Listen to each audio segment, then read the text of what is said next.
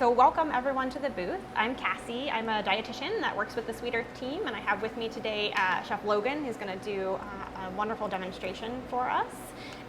What we're going to be doing for you is featuring one of our products, the Sweet Earth Awesome Grounds. So this is a product that's designed to have the taste and texture and versatility of a traditional ground meat product, but obviously it's plant-based. And we've taken for inspiration, we've seen some of the other sessions are doing some sort of globally inspired cuisines and recipes, and we thought it would be really fun to do the same thing with our Sweet Earth Grounds product. And so that's what you'll be seeing today with us. One note before we get started, just that we do have the chat box, so if you do have any questions as we're going through, please go ahead and shoot us a note in the chat box, and I will make sure we read your question and address it as we go through. So Chef Logan, I'm going to turn it over to you to share with us what we're working on today. Great, thank you. Okay, so like Cassie said, we're going to be working on some globally inspired, some plant-based items today. The first one that we're going to be working on is a curried flattened rice dish, traditionally called Poha. And what we're going to do is we're really going to build some flavors with some peanuts and mustard seeds, work through our aromatics, and then we're really going to kind of showcase the Sweet Earth Awesome Grounds and how it takes on flavors really well, especially from all of the flavors that we're building, from the spices, the aromatics, and then we'll work through a couple capabilities. And yeah, so we'll go ahead and get started. I'm already starting to preheat the sauteuse just over some medium heat. And then we're just gonna add just a little bit of oil.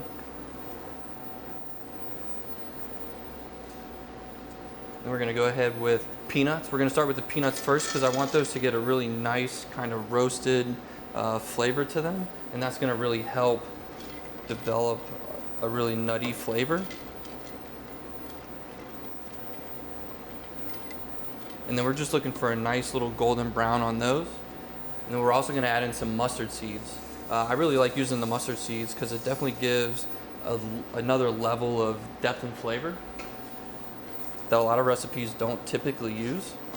So for the mustard seeds, I really like them just to start popping. I don't know if you can like hear them pop. And then what we'll do is we'll start adding in our onions, our aromatics. I like red onions in this case, just because they have a little bit of a sweeter flavor to them. And later on, we're going to be using some curry paste, so that's going to add in some heat. We're also going to use some green chilies, some serranos, some white scallions. Then we're going to go ahead and just give that a nice little saute.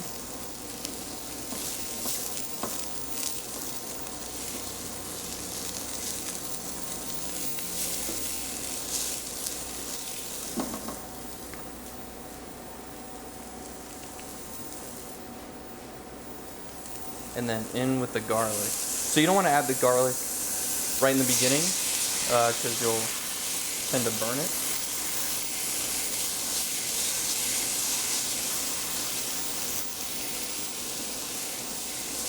So again, just over medium heat, and we're going to let these flavors really kind of develop and meld.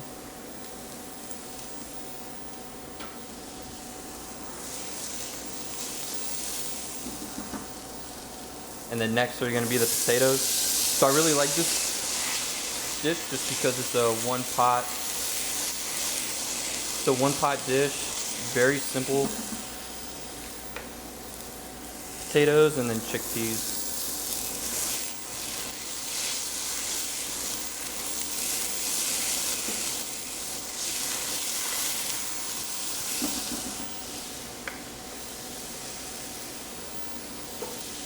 All right, so I'm going to lower the heat on that. And then next we're going to get into really the main portion of the dish, which is going to be the awesome grounds. And I'll show. So what I like about the awesome grounds is that they crumble just like ground beef. It's really good texture-wise. This is our pea-based protein. I don't know if you can kind of see that from there. But it crumbles just like ground beef. The texture is really nice. It has a nice chew. It's not overly pureed or creamy.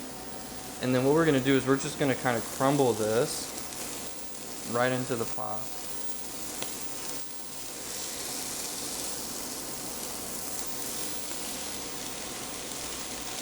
Maybe to add, one of the things as a registered dietitian that I like about the Awesome Grounds is that it's got 16 grams of protein per 3-ounce serving, which is comparable to traditional beef ground product. But because it's made from plants, it also has 4 grams of fiber in that same amount. So this will be a dish that's really plant forward, but we'll still have that protein that we know consumers are looking for when they're selecting a dish that's plant-based. Yeah, and what I really like about this product as well is that it, you know, in other capabilities, like it's great for tacos. It's great for meat sauces to get mixed with pastas. Really, in any application that you would use ground beef, you can substitute the Sweet Earth Awesome Grounds, and it plays extremely well, especially when trying to use more plant-forward items. You can also use it for patties as well. You know, one of the other demos that we'll be working on today at some point is going to be a kofta. So kind of like a meatball, plays really well to the kind of the Middle Eastern flavors as well. So, and as it sautés too, you can tell that there's not a overly powerful like pea protein smell. It's really mellow. And the flavors as well, I like that it adapts and it kind of takes on like all the flavors that are going to be in here. So again, all the aromatics, the chilies, you know, it'll definitely pick up a little bit of that spice, the nuttiness of the peanuts.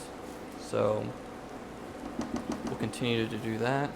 And then this is the flattened rice. So what this is it's cooked rice and then it's flattened and dried. And then typically what you do is you just add a little bit of water to it and it just kind of rehydrates just like that. So it's nice and flat and it's really nice in a dish like this. So what we're going to do is we're going to go ahead and just sprinkle that right on in there.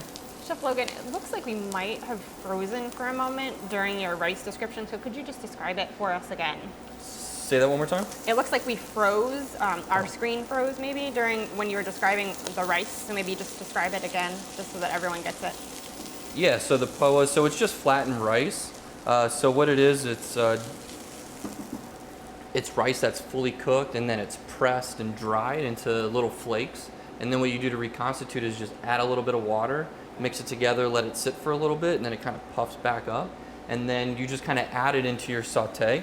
And then we'll add a little bit of liquid. So we're going to add some water. We're going to toast with some curry paste first, and then we'll add a little bit more liquid, and that'll kind of fully hydrate the flakes as well as kind of give flavors to the rest of the dish.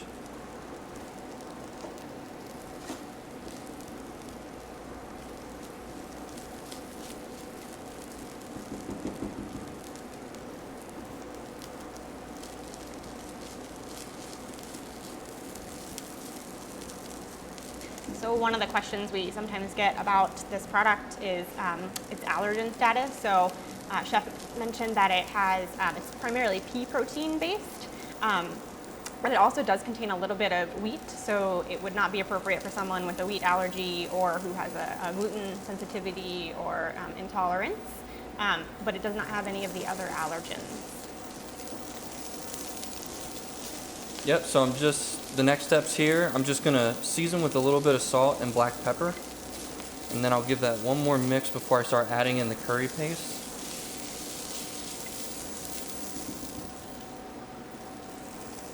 So we'll go ahead and add the paste.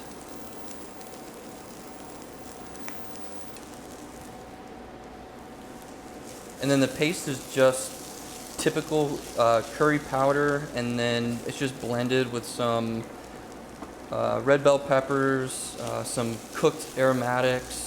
I really like this application for that just because, you know, sometimes the spices don't always get cooked evenly or coated evenly around the products, and turning the curry into a paste actually helps kind of distribute amongst the pan. So we're going to coat that, and then we're going to add a little bit of water just to kind of fill the bottom of the pan. And then adding the water will also allow us to fully cook the potatoes that we added in the beginning, make sure that the chickpeas are all nice and cooked through.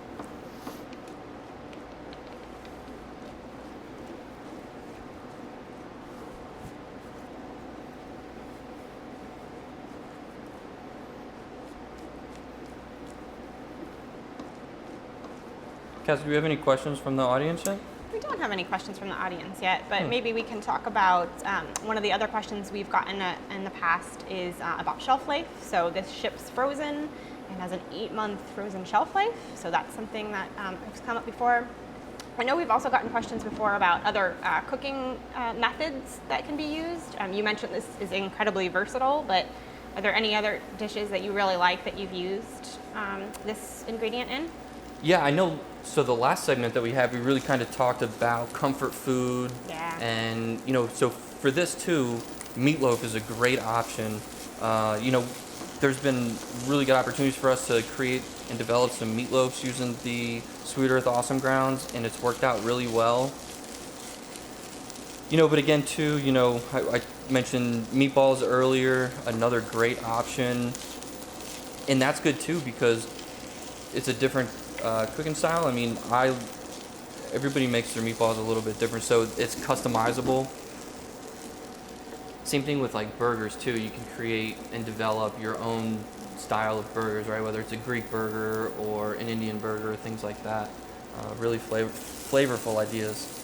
I love that because we know, for a lot of people, really familiarity is their gateway into more plant-based eating. So you can take this product from, these really interesting global flavors on a recipe that honestly I had never heard of until you told me that's what we were making today, all the way to those really familiar things like meatloaf, and I'm sure it would go well in something like a lasagna. So I think that's a really important thing for plant-based ingredients, to be really versatile so that we can reach the widest number of people.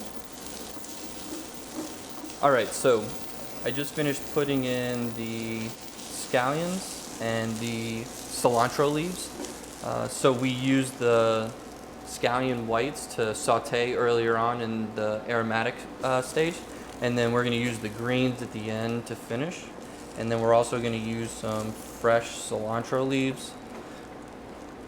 And then we're going to go ahead and we're going to put this in a bowl for everyone to see.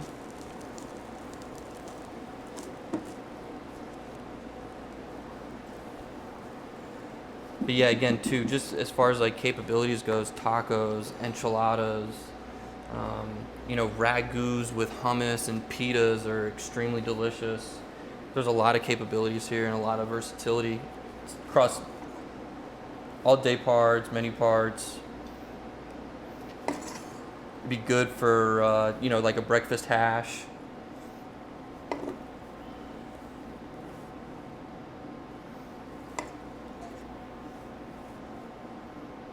And again, too, I really like the texture of this dish, too. Is that in?